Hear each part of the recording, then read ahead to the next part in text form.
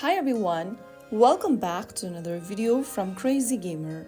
Today in this video I will show you how to ask for lives in Candy Crush Saga so you never get stuck in a level again. First of all, launch the Candy Crush Saga app open on your device and make sure that you're logged in with your Facebook account or your King account. After you're inside the main map section of the game, go ahead and tap on the heart icon at the top left corner. And once you do that, you'll be able to open up this pop-up. You will be able to see your current number of lives.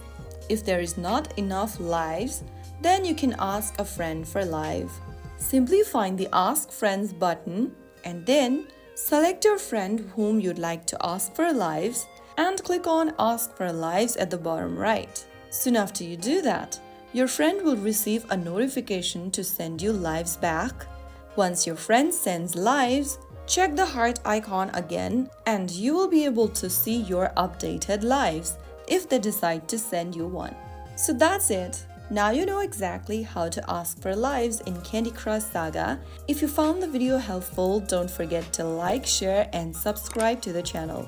I will be back again in the next video. Thank you for watching.